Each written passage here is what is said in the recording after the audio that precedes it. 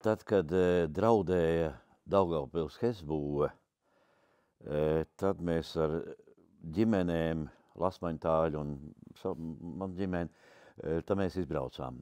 Nē, tikai pa Staiceli. Nē, Staiceli? Kā sauc upi? Staiceli. Salats. Staicelē. Salats. Pa Daugavu nē. Man ap Plostiem ir nācies braukt pa Gauju. Krēsliņā. Bet kad nav arī tā kā jāiet vēl uz skatuves, bet visi tā mierīgi vēl. Es nevaru pateikt, ka diennakts laiks, bet mēģinājumu. Kad ir labs mēģinājums vai labi nospēlēt izrādi vai kaut kāds gandarījums.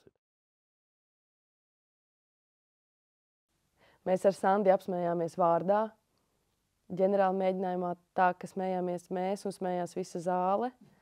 Vienreiz bija muguru pagriežot un smejoties tālāk.